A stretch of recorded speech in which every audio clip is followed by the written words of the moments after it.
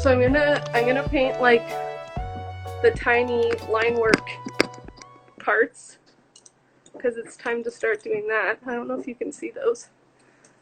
But I can pull up the like Procreate. It's been so long. I haven't seen you in forever. How you doing? I'm good.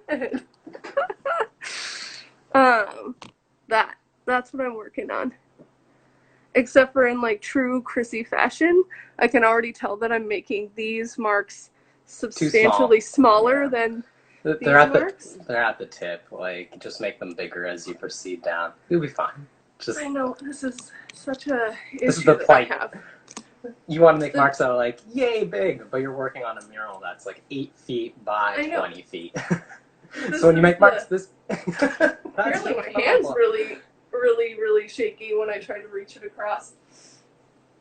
Oh. That kind of makes sense, though. Like, you've been working for quite a while, and you are working with the smallest paintbrush to paint a very large mural. I know. It's my favorite thing. Sometimes I think people are stopping to, like, say hi or, like, see what I'm up to, but they're actually just reading the menu. Because it's right there. And so I'll, like, awkwardly wave, and they're like, oh, yeah, hello. I think the jumpsuit makes you look more professional, by the way. We need to get you... We need to get you, like, one of those sewn-on mechanic badges that says, like, Chrissy's mural painting. I love that idea! Let's do that. Do we know anybody that makes embroidered patches? Actually, we should just ask Nella. She would make you one, wouldn't she? She would, but what a, like, inconsiderate thing to ask. Hi, Nella, I have no money.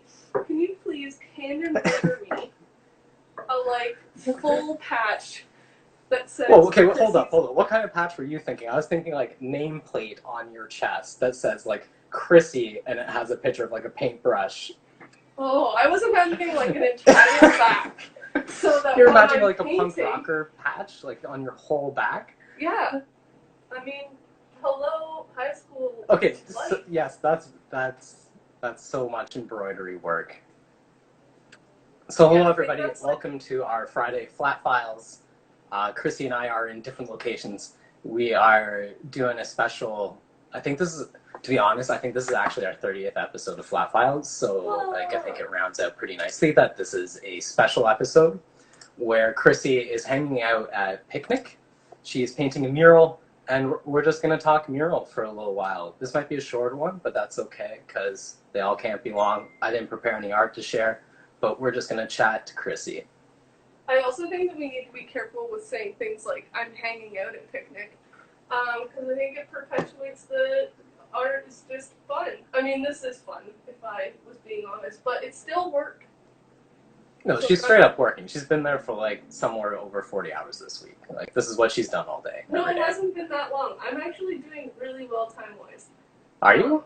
Ooh. Yeah. This will be, yesterday was 9 hours. Just sneezing 9.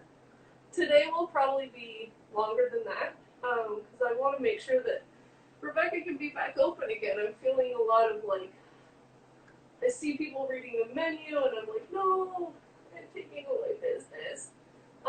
So I'm going to just power through as much as possible, but doing, like, the large shapes, and I mean, I miss my super detailed flowers. There will be a few. That's today's plan. But doing fewer of those means that it does go significantly. Someone's knocking on the door. Ooh, the funs of working in public spaces. Okay, hold on. But yeah, so I'm, like, totally open to answering questions. Okay, let's see if I can do this. I think she was up on the ladder, to be honest. So this is Chrissy's mural work. I was looking for Rebecca. I'm on an Instagram live right now. Rebecca is not here. We're not actually open, but I know. I was just trying to reach her because somebody told me she was willing to do something for the station. So my cell phone, tell us what to call me. Perfect. I will do so. Thank you. A much more official version of communication just gave me a business card. County FM, just a little promo. I know it's backwards, but everybody should No, our radio station's awesome. It's run by a lot of really great people. Local radio station. Chrissy. Also, Rebecca, if you're here, they want to chat. Chrissy, can you take us on a mural tour? Or at least take me on a mural tour, please. I'm just going to load this brush up with a bunch of paint so that it doesn't dry out. Totally dry out on me. That makes sense. Okay, let me flip. Boop. So, it's not a lot of space in here, so... Okay, so picnic, PEC food, just wrote LOL. I assume maybe that's Rebecca. Yeah, probably. So this is the like cappuccino machine. It's lovely, so I've covered it up because I'm so scared that I'm gonna wreck it. But also there's fun holes in the side over here that I constantly have to remember not to fall into. So I still have like some green details to do here. There's gonna be like a little wisp of a foxtail grass.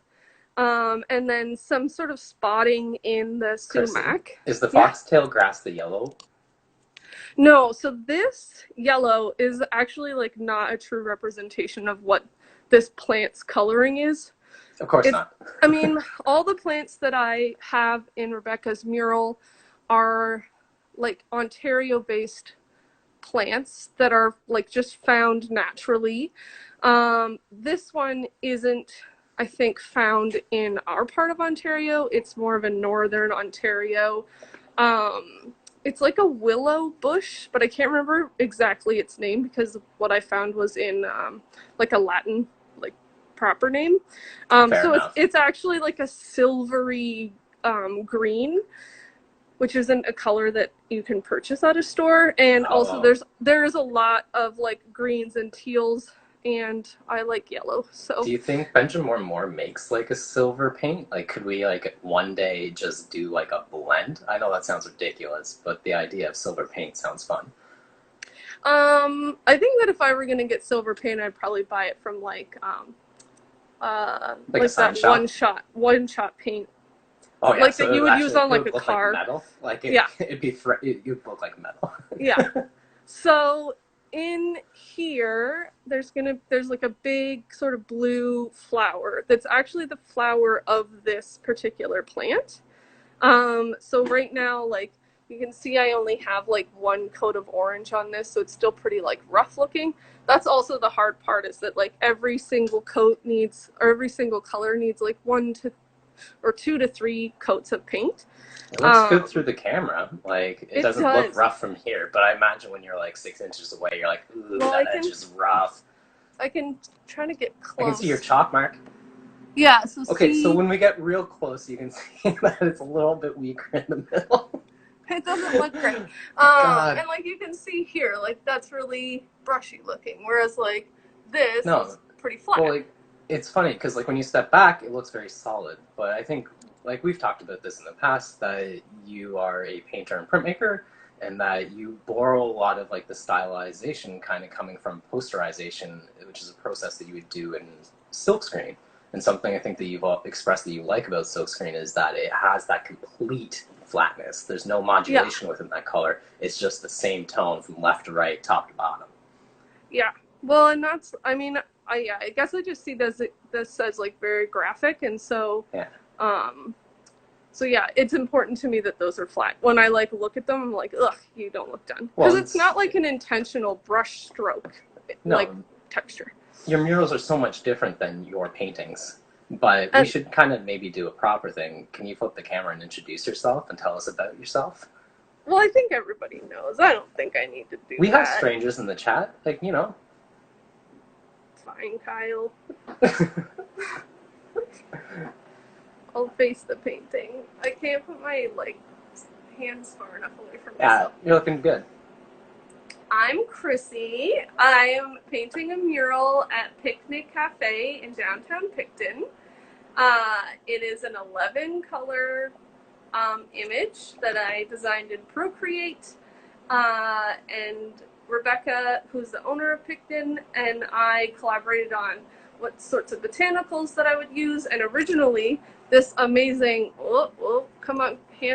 this amazing pink color was like a mustard yellow, But Rebecca was like, what about the pink of picnic? And it was a genius idea, because look how gorgeous that looks. Love I think it. looks great.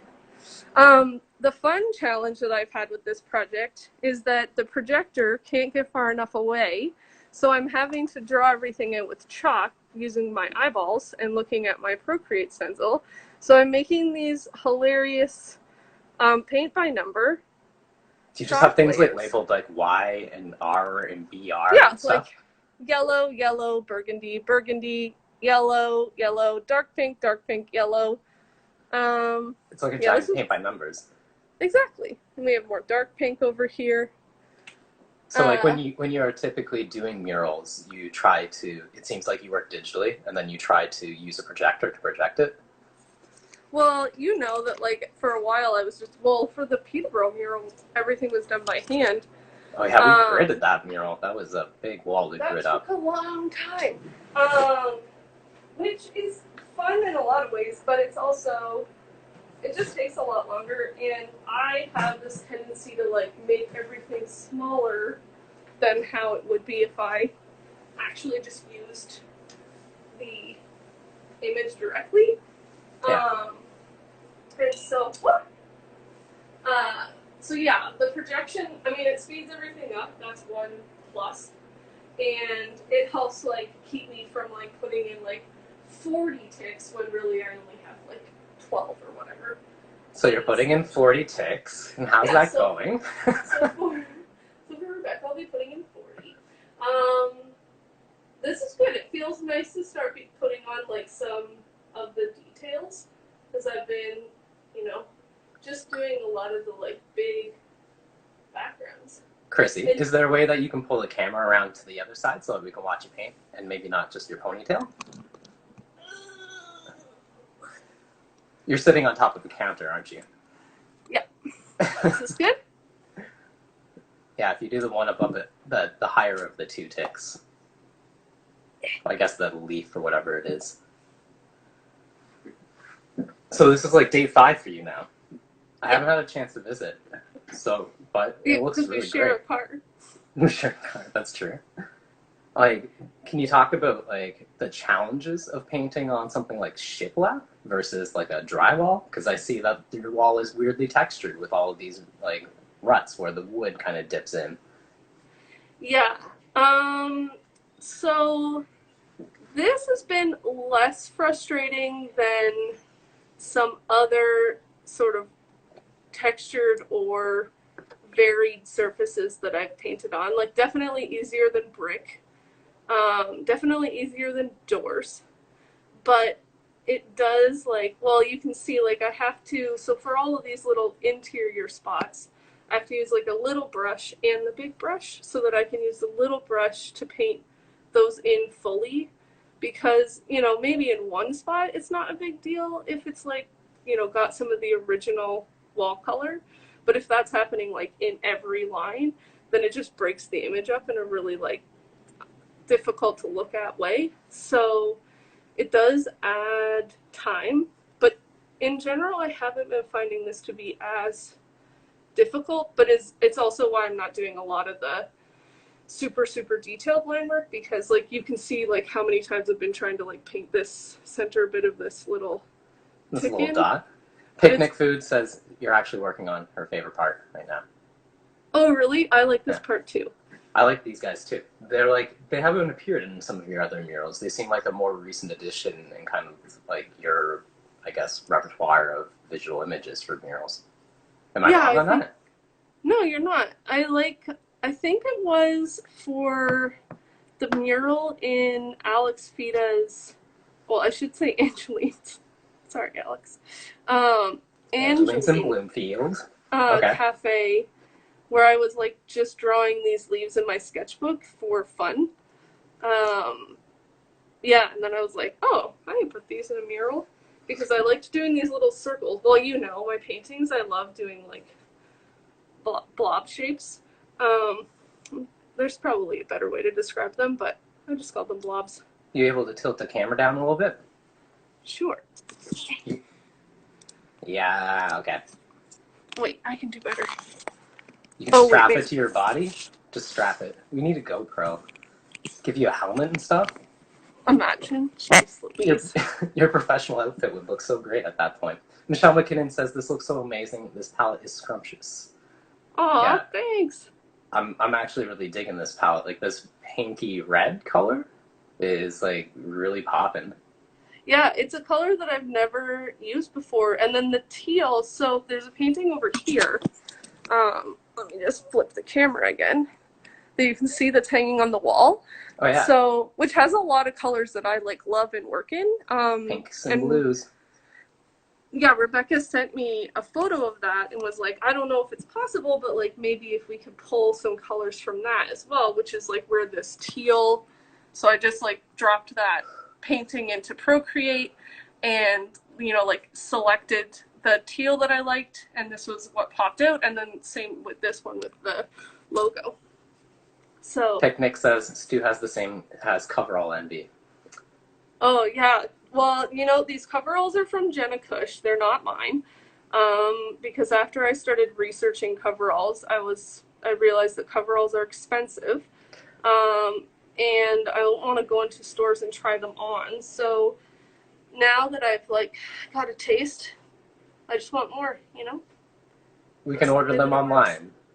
I think you can return. Can you return clothes online? I'm not sure about that. I don't know if you can return clothes online right now. That is, yeah, something I am completely unsure of. And so, Kyle, you've been printing up a storm. Yeah, I've printed a lot of boxes this week. Let's be real. By yourself. Are you like marking out like with like chalk, like how often these ticks are happening, or are you just eyeballing this? I've marked it out with chalk, but I'm eyeballing like how big they're gonna be. Like, okay, cool. There's like little. Can you see them? Okay, just barely. Yeah. And you're using chalk for that? Why yeah, chalk and not pencil? Like children's chalk, because it wipes off, and also it absorbs in the paint really well. So sometimes I don't even have to wipe it off. Like I just paint right over it. You can just paint into it. Like, so if you use a pink chalk, you can just paint pink and it looks okay. Yep. Oh, that makes sense. Yeah. I did try green chalk yesterday. That was a mistake. I feel like the heavier pigments might be a little bit of a mistake. Yeah. It was not a good decision. So, you know, lesson learned. So when it comes to like the shiplap and stuff, coming back to that conversation, like that like divot must really change how like the mural sits on the wall, right? Yeah. Like, I mean, so like, how do you judge for that? Do you like stand and you look at it straight on, and so like when you draw those lines, they look straight and they continue straight, but when you would like turn your head on the side and look down the wall, like it'd be like kind of this weird thing because like the shape would change because they're physically changing the like topography of the wall. Yeah, so it's mostly like standing away. Like there's a white swoop that I can show in a second. That I'm gonna have to correct because it looked fine when I was drawing it, and then also when I was painting it, and then when I stood by the door, I was like, oh, you do not look right at all. So I'm gonna have to. It's hard because when you're on the ground, you're like, okay, so this line needs to move a little bit here, and I need to add a little bit more white into like the crack here. But then when you get back up, you're like, wait, where was that line that I didn't like? So it's a lot of going up and down ladders. Or in this case, up and down a step ladder and onto a counter. Yeah, you're talking about like kind of the wear and tear a mural takes on your body, and like it's crazy how much time you put into it, and like most of your like 9-hour day is sitting on your knees on a counter that has no give to it. It's just a hard surface. Yeah, I remember when I was painting a mural in a private home, I had to be on a ladder a lot, and their home is beautiful, and I like really like love and respect everything in their space, so I didn't want to wear my shoes inside. And one of the owners was like, you can't go up and down the ladder without shoes on. Like, what are you doing to your feet?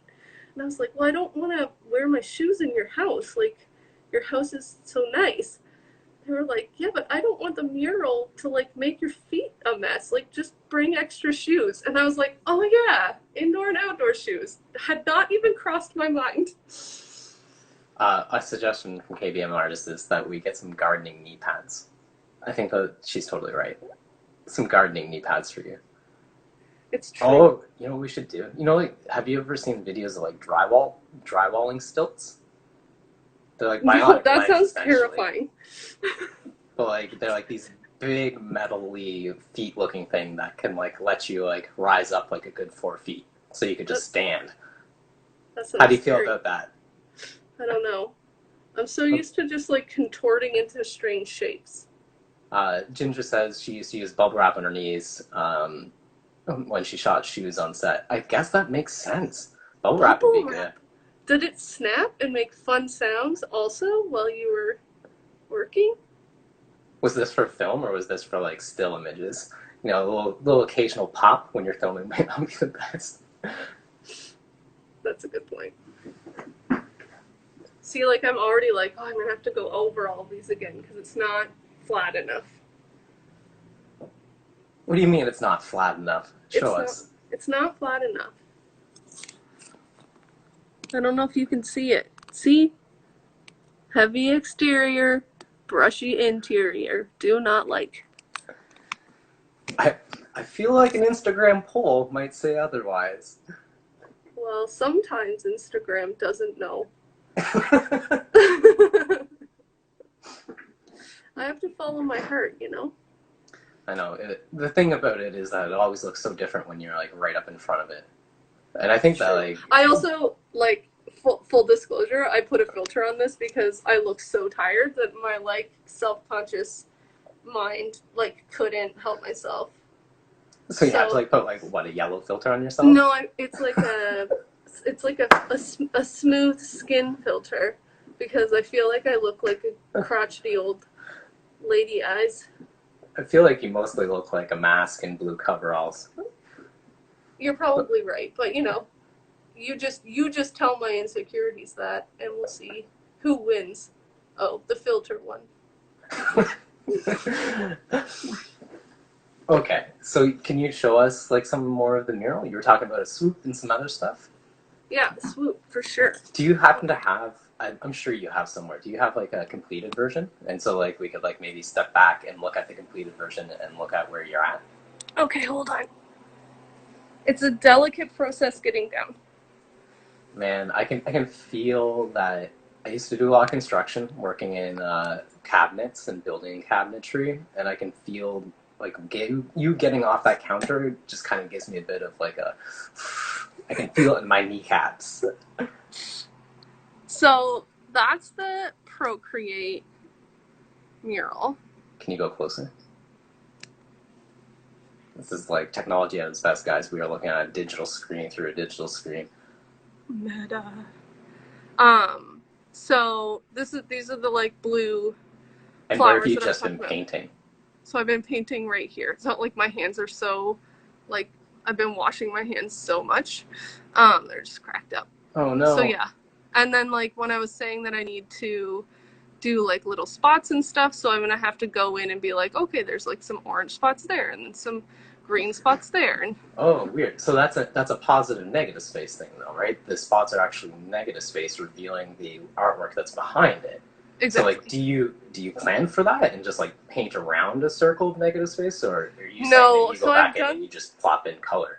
I've done that before and it just doesn't work out well. It looks super weird. So I'll pop in all the colors and then I'll go back with the burgundy and just like tighten up the line work. That makes sense. Actually, I feel like that's probably also faster, isn't it? Yeah. I'm not doing so bad with my sizing here. Like, check that out. Oh, it's not so bad at all. It's not so bad. Go me, learning. Sorry, gotta. Okay.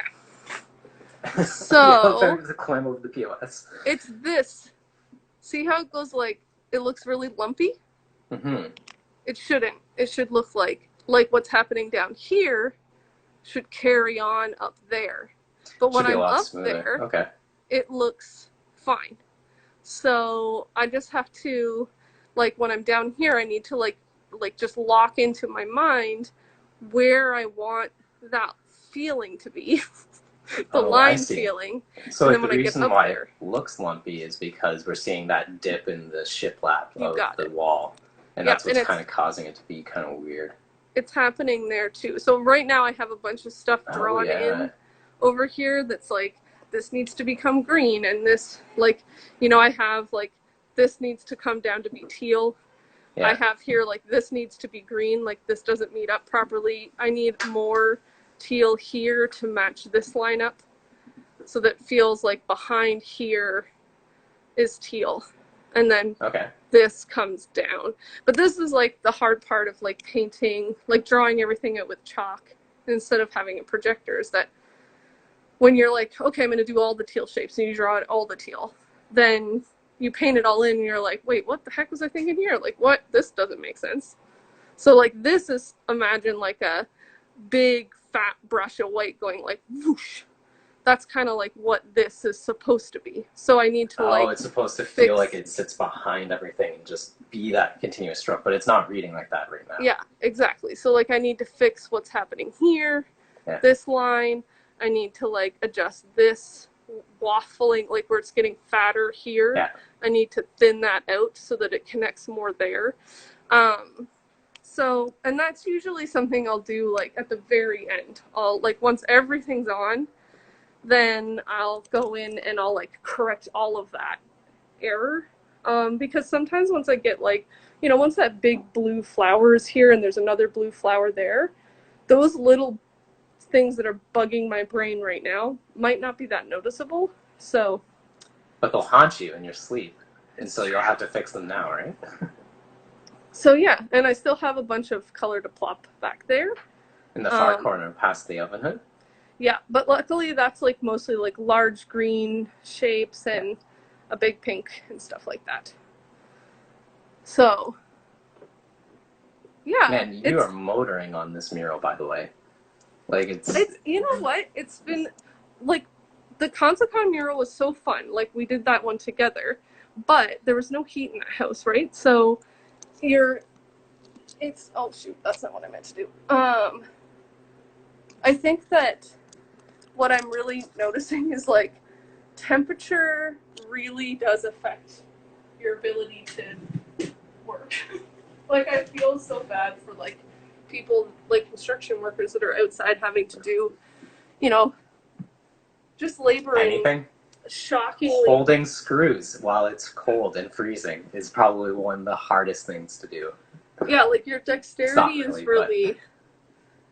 is really tested when you all of a sudden are like, I used to be able to feel my fingers. I know it. I know that they were there. But in here it's like, the temperature is lovely. It's really bright. Like, this giant window is so perfect, and it's like really sunny in here. So yeah, I think when we did the Consacon mural, like we brought studio lights in. There was no heat in the house. It was on Wellington's waterfront, so it was just getting blasted with cold wind. And we brought lamps in because like the house was like half under construction, so the room that we were in didn't really have anything more than like 4 pot lights. And it was shut up. Like, it was like a, you know, like a, the owners weren't there, so they didn't have things turned on. It made sense. It wasn't like they were like, you're not allowed to have heat. No, that wasn't the case. We were in construction. So yeah, it's like, just saying, I think that does help with moving. Well, Peterborough, oh my goodness. That, I don't think I've ever been that hot in my life. Like, we would like, you know, the paint would be here in Peterborough, and you would put paint on it, and by the time you got to here, the paint was dry. Yeah. Because it was so hot outside.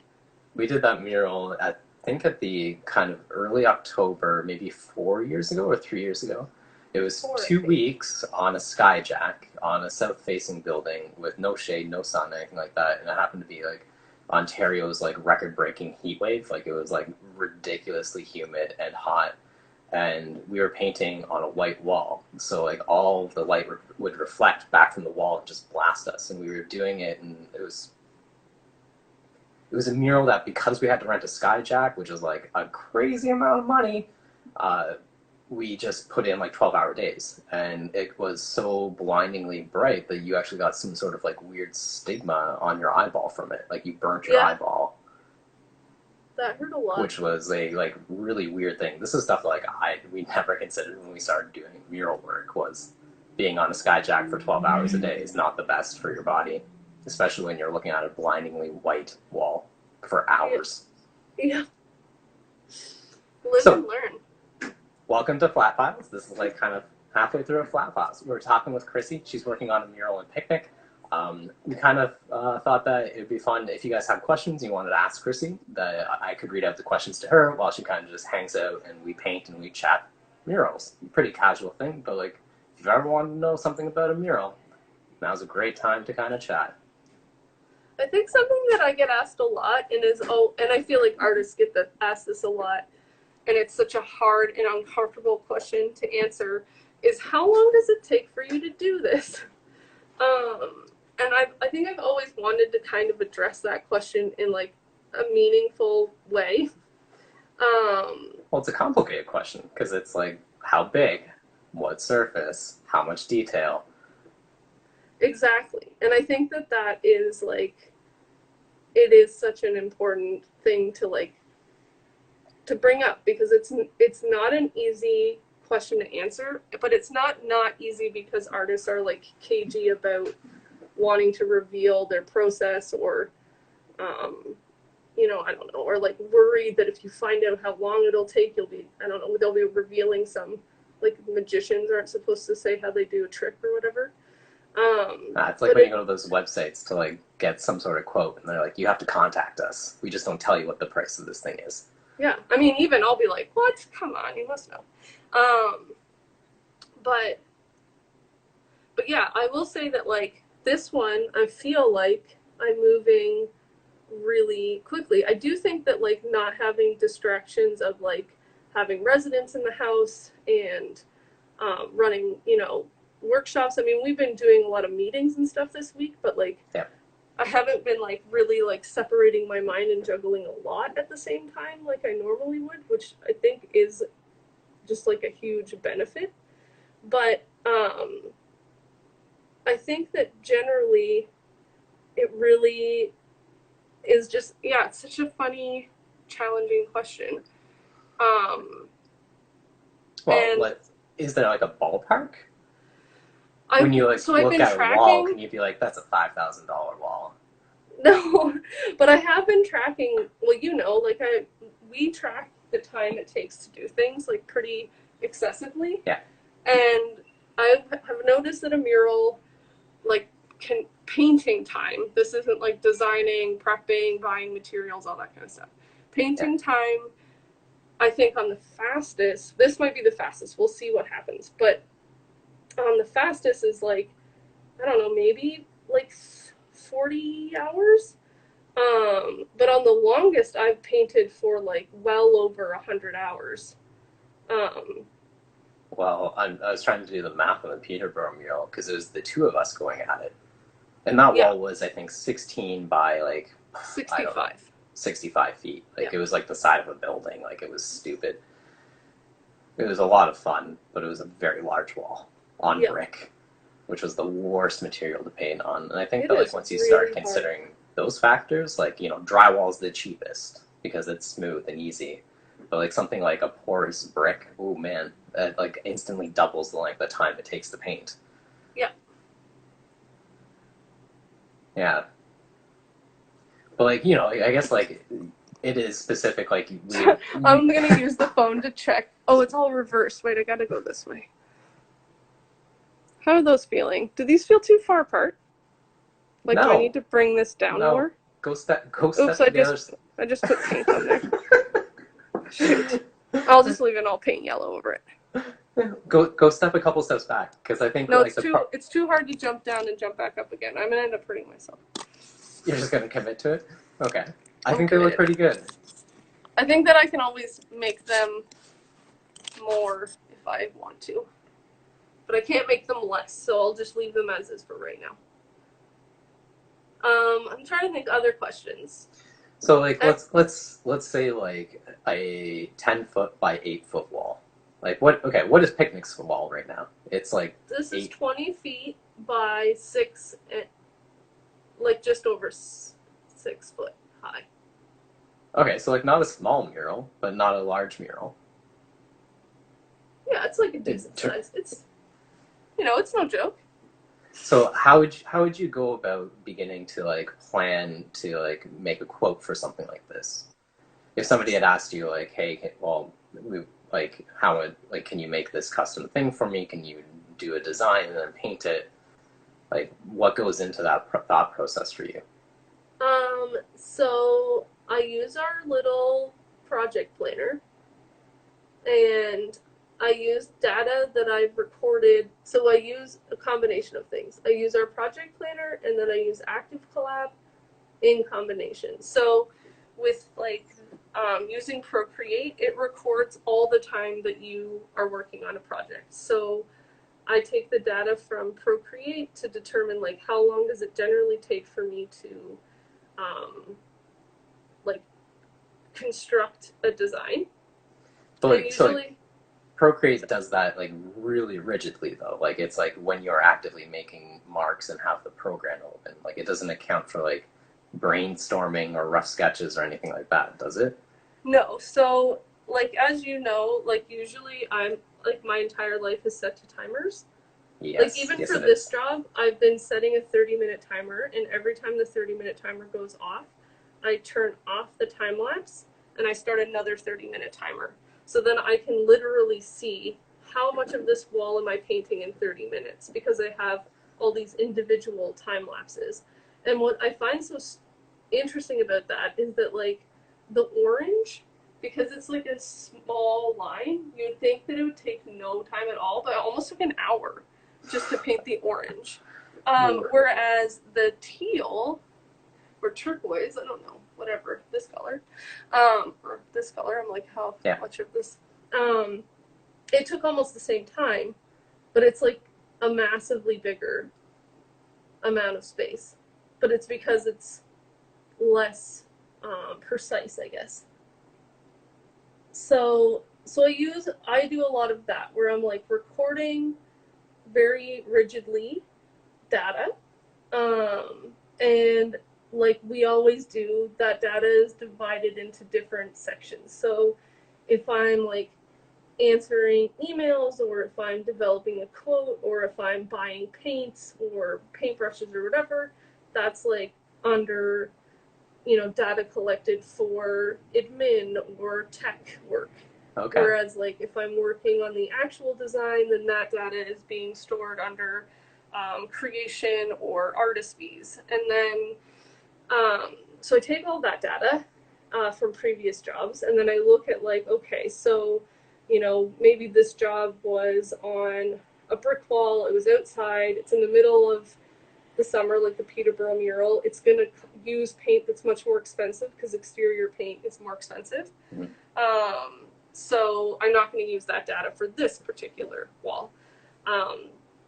But I'm going to use the data for another space that's an interior wall, maybe similar size. Sometimes I break it down into square footage. So like, okay, if I charge this much for this wall, and I look at like how much I thought that it would cost, usually I lose money. I don't like change the quotes to reflect if I mismanaged a quote and charged too little. Morgan Weatherspoon's asking if you use the Toggle app. What's a Toggle app? That's the answer to that question is no, Morgan. No. So like I think like there's kind of a weird thing that also kind of happens in the quoting process where like the client will obviously have a budget that they can work within, and you have off in the past you have like redesigned the design to try to fit within that budget. Less detail, removing parts to make things bigger and to make like parts easier on you. Like, you know, or in this one it's like timeline, right? Like Rebecca can't be closed forever, so I can't sit here for 100 hours painting super detailed poppies. It's just not realistic for me to do that. So Morgan says that the Toggle app is an app that times different activities. Oh, that sounds very useful. I should use that. I will look into that. No, right now I just time it literally by writing down, like, as if I have a time card. I'm like, okay, this is when I arrived, starting, and then, or this is when I started doing research, and then I write that in a physical planner with a pen, because I love You're planners. old school. You're pen and paper. I also like being able to go back to it. Like, I have like a pile of planners that I buy from Kelly's Downtown Picton, which is right across the street. They're sitting right beside me. There's like literally like several years of day planners just sitting in a stack. Yeah. But I think that's like part of like the experience within the trade. Like you can like obviously cost it for hard costs like paint and like how much space this is versus like how much paint coverage is. But like you were saying, like depending on what kind of like things go into the design, those things could take a long time. Such as we have essentially sat here for almost 40 minutes watching you paint small ticks. We've interrupted you lots and made you show us the mural and stuff, which I'm going to do again before we go. But yeah, I mean, the reality is that it takes a long time, and I'm like not good at just like slapping something up. No, you've never been one to have it. Yeah, but like some people can like they're just fast. It's not necessarily that they're fast and that's bad. It's just that they're like really quick at things, and that's just never been me. I'm like, I'm gonna get you to take us on a tour of this again. We're kind of like reaching into our like last 10 minutes of this. Okay. Let me just load this up again. You know what has been really fun? What's that? I forgot how much I love is people watching. Like there's a little people. Man, COVID's a weird time, eh? Yeah. Like I'm like, wow, look at all these people. People sit at this. There's a little bench outside, like right there. Okay. And people just like sit. I don't know why I find it so endearing, but like people just sit at the bench. They'll like, organize their bag, or they'll drink a coffee, or they'll like meet with friends, or they'll be like on their phones or whatever. There's something just like very soothing about it. I like it. Oh hey, those look good. Those look great. Yeah, that's looking nice. So just that size. So many more hours to finish that little section. Yeah, well, that's what podcasts are for. This is looking so good. I'm loving it. It's been really enjoyable. Yeah, it's got good colors to it too. Yeah, that guy needs love. A little bit. A little bit love there. Thanks, Morgan. Is it a possibility that we could just buy like a 5-inch brush and just do it in one foul brush stroke? Probably not, eh? No, that 100%. Studio M West is asking, what's your favorite podcast? What have you been listening to this whole week? So I've been posting everything that I'm listening to every day. So there are some exceptions that I haven't posted on there just because like I don't have a video to correspond with it. Because yesterday I was doing all the second coats, so I didn't record a lot of that because it just like you said, like through the camera you can't really tell the difference. So it just felt like a waste of recording. So I just tracked that time like with little ticks on a piece of paper. Again, I don't know. I like paper. But so right now, Kyle's sister Erin recommended Rabbit Hole, which is a New York Times podcast about basically YouTube and sort of the rise of conspiracy theories. And this is why you're all jazzed up about talking about QAnon and stuff. Yeah, well, no, the QAnon stuff was part of a Reply All another good podcast. Series. Yeah, great.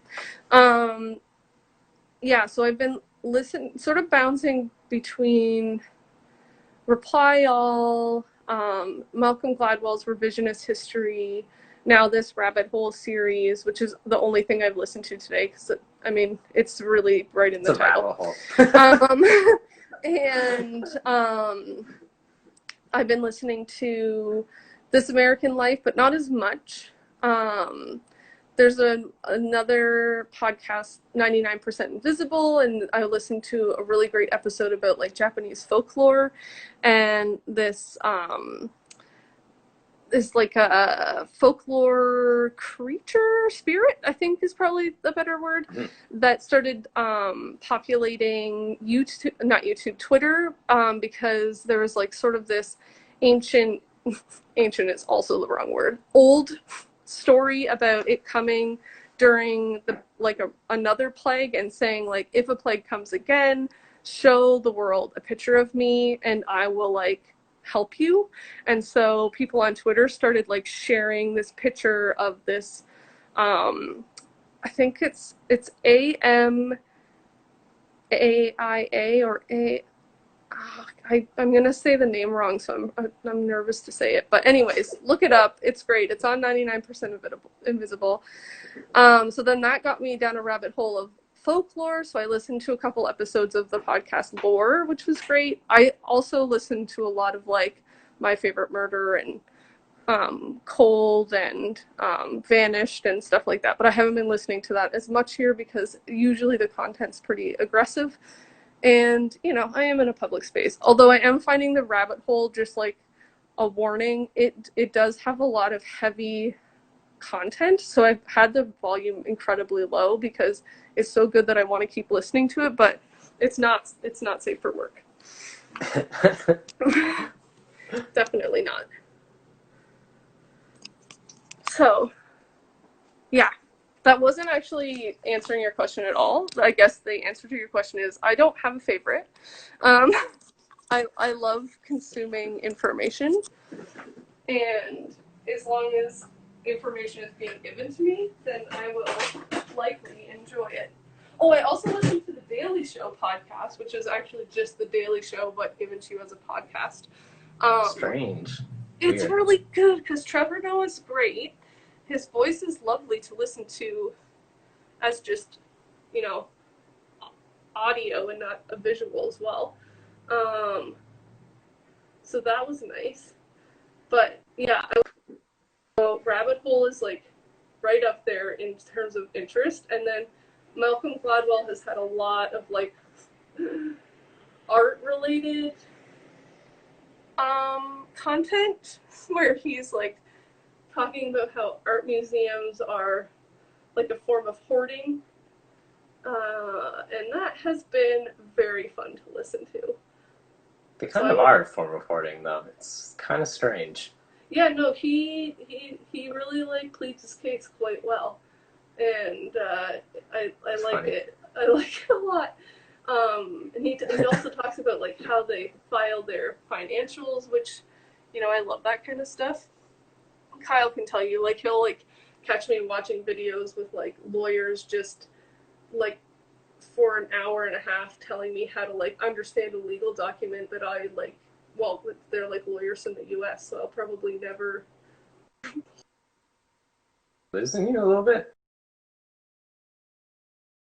I like hearing people explain things. Chrissy? Yeah. We might be losing you a little bit, your connection. Oh no. But we're also coming up to that time that I'm going to have to say goodbye to you, because that was our flat files. This time has gone by real quick. Well, I'm going to leave and go eat food, so that also works. So I'm getting kind of hungry. Cool. Well, this has been our 30th episode. 5, 10, 15, 20, 25, 30. It's weird to think that we've been doing this for 30 to 33-ish weeks. I think we've taken a couple breaks. We have, yeah. Yeah. This one was a lot of fun. We should do Thanks. more like this.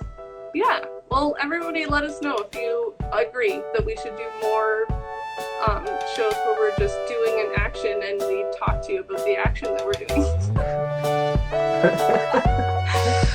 Thank you, everybody, for tuning in. We'll catch you next week on Flat Files. Bye. Bye.